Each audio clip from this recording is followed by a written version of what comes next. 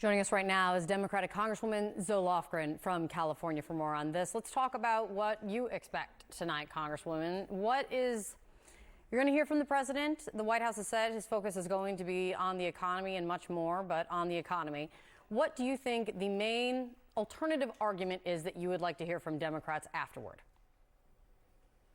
Well, I don't know what the president is going to say, but I do know what my constituents are facing. They paid nearly $2,000 in illegal tariff costs for a 60-year-old couple in my district. Their premium increases on the ACA are over $30,000. That's the increases because of the failure to extend the tax credits. I mean, regular people across the country are taking it in the chin. The billionaire class is doing fine, and I hope the president will address that. I mean, we've lost 108,000 manufacturing jobs since he became president. So what's he going to tell us for the future? I also want to ask you, as I've covered you for so many years, you have a long history in working and leading the House Ethics Committee, including serving as the committee's chair.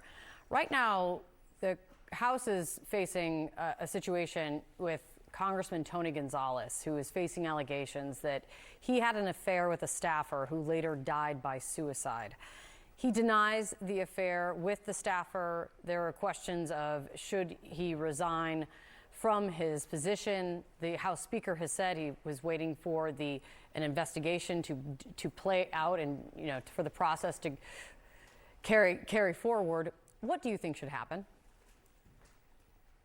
Well, obviously, the investigation does need to proceed, but for the representative, I just read the news article, and apparently there's texts that the former husband of the staffer has brought forward. It's very tawdry, and this conduct it's not defensible, it's not legal, and the poor staffer took her own life as a consequence. So he really should take responsibility, and if he takes responsibility, he would leave the House. Yeah. Again, he denies that the affair occurred. Let us see. But there's a lot of conversation and pressure building around that. You are the top Democrat on the House Science, Space, and Tech Committee. There's a lot of AI headlines I could ask you about, including one that I'm tracking is that Anthropic has now said that 3 Chinese AI companies set up, they say, more than 24,000 fraudulent accounts with its Claude AI model to try to help their systems catch up, prompting Claude more than 16 million times, according to them, to siphon information. It kind of reinforces, as I'm looking at this view and question of where is federal law and how far behind is it when it comes to any kind of regulation or guardrails for AI? How far behind do you think it is in your view? Well, we're pretty far behind because we're not doing anything. In the last Congress, we had a bipartisan task force that came up with a set of recommendations. That was the first step. And in this Congress, the Speaker has refused to put that task force back together. It was collaborative. It wasn't partisan. I think it's because the President wants to have no regulations. That is a mistake. I think that we can do something that will protect humans and protect the national interest without harming innovation. I mean, that's the task before us, but we're not going to achieve that if we do nothing, and that's what's happening now.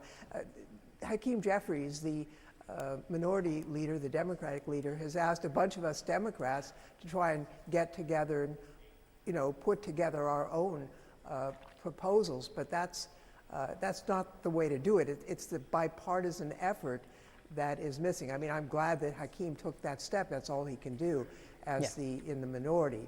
But we're just not legislating at all. We've dropped the ball. On that point, the Defense Secretary, Axios is reporting, is meeting with the Anthropic CEO today over what is going to be off limits or allowed in terms of how the military uses Anthropic's AI model.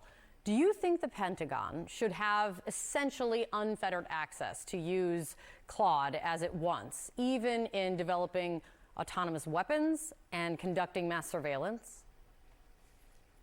No, I don't. And actually, Anthropic is trying to do the right thing, so far as I can tell. and put their own guardrails in, even in the absence of legislation. There's tremendous opportunities with AI. We've already seen it in medicine, detecting cancers early and the like, but there are also things to be concerned about. And they are, for example, trying to prevent the use for mass surveillance.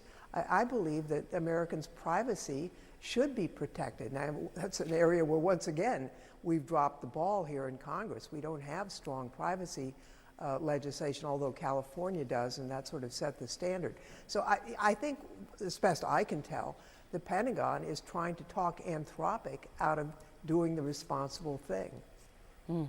A lot more reporting, and a lot more transparency needs to be happening around this one for sure. Congresswoman, thank you for coming on.